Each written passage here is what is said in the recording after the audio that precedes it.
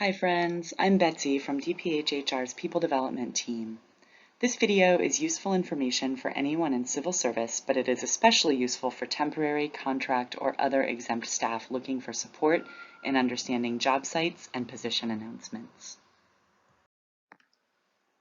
In this video, I'll take you on a quick tour of the SFDHR and SFDPH job sites and the newly created careers page on sf.gov. I'll also share some tips and tools on how to use the SFDHR citywide exam plan, the classification and compensation database, and how to read position announcements. The permanent position announcement you apply for will hold useful information for all aspects of your career advancement. It will guide you how to explain that you meet minimum qualifications on your job application. It will give you tips for preparing for the civil service exam, and is even helpful in helping you prepare for an interview. For more information, see our YouTube video on understanding minimum qualifications and how to prepare for exams and interviews. Let's look at the SFDPH website, sfdph.org. This directs me to a newly created sf.gov webpage for the Department of Public Health, so it looks a little different than the old website. If you scroll all the way down to the very, very bottom of the new web page, you'll see job opportunities. If you click Find Out More, it will take you back to the old website's Employment Opportunities page, where you can look at internal opportunities and reassignments. This is a separate job board that is different from Smart Recruiter. This lists positions that are open for reassignment within the department for permanent civil service employees who have passed probation. So if you're a temp or a contractor, this page won't be relevant to you until you become a permanent civil servant. However, if you are PCS and you're interested in changing locations or moving into a different role with a different team in the same classification and you've passed your probation, this is a great resource for you. Now let's look at sfdhr.org, the San Francisco Department of Human Resources main webpage. If you click on Job Seekers, you'll be rerouted to the new sf.gov careers page for job seekers citywide. If you scroll down, you'll see some familiar buttons, including how to manage your applications through Smart Recruiter, how to get notified of future jobs, and how to look up classifications and compensation levels for each position within the city. We're on the careers page, and I'm curious about my career path. I happen to know that the 1840 junior management assistant position was just announced, and I'm going to scroll down and look to see if I qualify.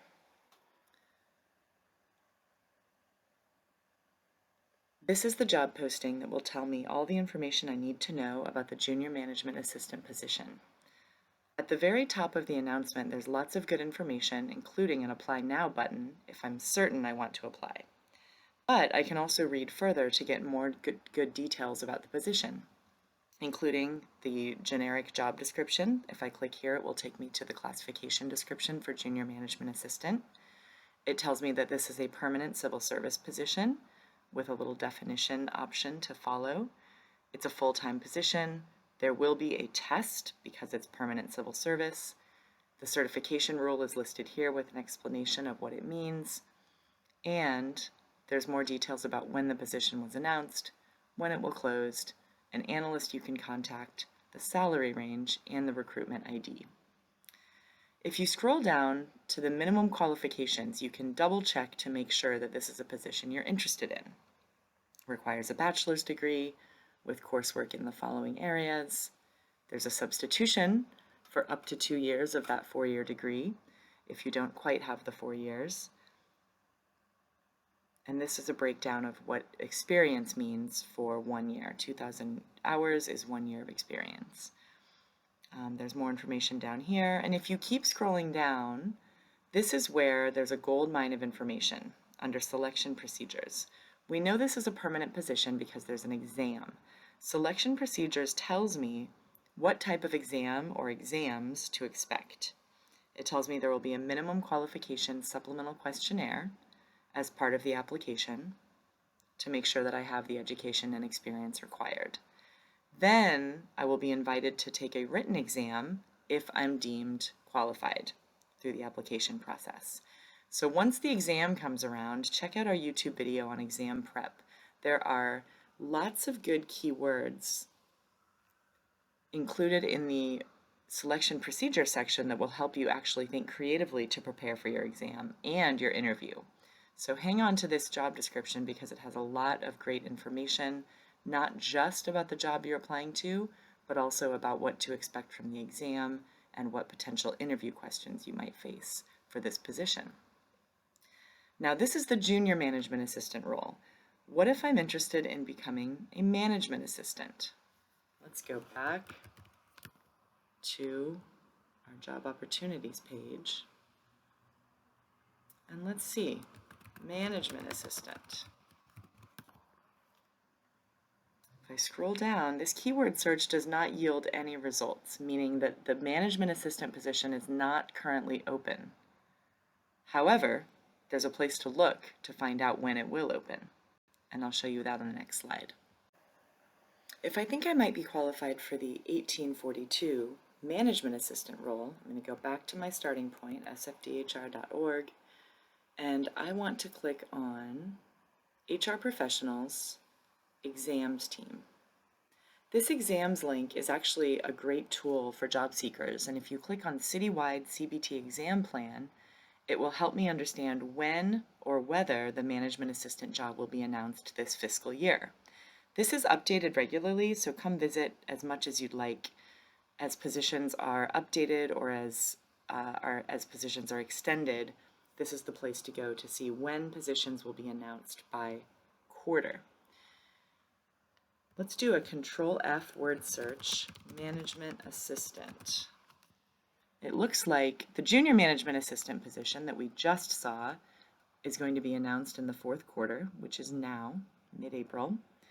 The management assistant role, which is the next level up, is going to also be announced in the fourth quarter. However, in the search we just conducted, it was not posted. What this tells me is it will be posted soon, and I should put in a notification for this as soon as possible so I don't miss out. So let's go back to our job opportunities page and make sure we have a notification in for the management assistant role. Notify me of jobs. Click the notify button. I'm going to fill in my information so I don't miss out. Keyword, you could either use 1842 management assistant, or you can actually type in the name of the position that you're interested in. And then you click through. And remember, I'm leaving these generic and open so that I will get every management assistant position that's announced directed to my email, and that will create a job alert. The last two examples we looked at were the 1840 junior management assistant and the 1842 management assistant roles. One was currently open on the job listing, and the other one we just put in a notification for because it's soon to be announced according to the exam plan. Let's go back to the exam plan because that's a great tool to help you think about which positions might work for you if you don't know what classification is best. So let's click on that exam plan.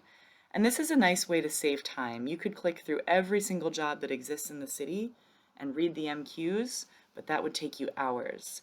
A way to be strategic is to look by quarter and see what will be opening and announced between April and June. You can simply scroll through and look at every single job that will be opening in the fourth quarter. There's some clerk positions, an HR analyst position, because you can see that there's a check mark in the fourth quarter. You can also do a keyword search. If you hit Control F, you could search by health, and all of the public health positions can be searchable that way. If you know there's a particular skill you're looking for, like training, you can see what types of training positions there are, and it looks like there aren't that many, and the ones that are there are already closed for this fiscal year. So that will save me time. This probably means that my chance has closed to be a trainer this fiscal year, However, I can put in a notification, as we just did on the previous slide, for any position with that keyword. Let's look up another common classification, health worker. This is a great place for folks to get entry-level experience in public health. And just a simple keyword search using Control F helps me see that we will be recruiting for health worker 1s, announcing in Q4, health worker 2s, health worker 3s, and health worker 4s. All of these will be announced in the Q4. So I'm going to immediately go back to SFDHR and put in notifications for the health worker category if that's something I'm interested in. Notify me. And again, we're going to keep our notifications broad because there are 4 different levels of health worker, 1, 2, 3, and 4. If I'm just interested in any of the health worker positions in a generic way, I'll leave this as simple as health worker. If I only want health worker 4 positions, I'll specify health worker 4. You can also use the classification number if you prefer. And then this will send you an email when those positions are announced, which seems to be any day now. Another way to look at potential classifications that might be a fit for you is to go back to our job seekers page and scroll down to classification and compensation. This will take more time, and this is much more of trial and error if you're not sure which classifications exist or which ones might be a good fit for you. When I'm back in my role as a coach, I will be available for one-on-one meetings and we can explore potential classifications that might work for you. But in the meantime, you can do, again, that broad search by health as a keyword, for example. And every position within the city that's ever existed will be listed here with the keyword of health. And you can simply click through, for example, healthcare analyst, what's that? It will pull up the job announcement, the pay grade, as well as the minimum qualifications. This is where you'll want to look on every job announcement to see whether or not it's worth applying or whether or not it's worth putting in a notification. So for the MQs for the 2119 healthcare analyst, it looks like it requires a bachelor's degree from an accredited college or university, 1 year of professional level experience performing analytical work requiring data collection, analysis, evaluation, interpretation, reporting, and presentation. And it looks like there's a substitution. So read the MQs carefully as you scroll through positions that you may be interested in applying to. This is more trial and error, but again, you can always go back to that keyword search. If you know someone who is, for example, a health program coordinator, and you're interested in that role eventually, you can pull up the minimum qualifications and find out exactly what they require. We're back on the careers site that SFDHR website took us to when we click on job seekers. And I want to go back to that example of the current open position, 1840 junior management assistant. I'm interested in applying, so I'm going to click on the job announcement and click Apply Now. This will take me to the Smart Recruiters website. We have a webinar on how to create a smart profile, and if you haven't done that already, I highly recommend you take the webinar and check out any YouTube videos that are added on that topic. But this will let you come into the application page, you can throw a resume in, and it will automatically fill some of your work experience and your education. Of course, with autofill, there's almost always formatting errors, sometimes spelling errors, but it's a fast way to get the minimal information uploaded into your smart profile as you start to create it. Spend some time here. The resume is always optional unless it's specified in the job announcement. However, a detailed resume will help you autofill what will eventually go into your smart profile. Check out our webinars and any YouTube videos on this topic for more information. While our hiring process is complex, you have tools available to help you in your search. Check out the People Development Team's monthly and bi-monthly webinars on career advancement topics and our YouTube channel with new videos to support your job search. Thank you for your time, and I'm wishing you the best as you explore our job sites and position announcements.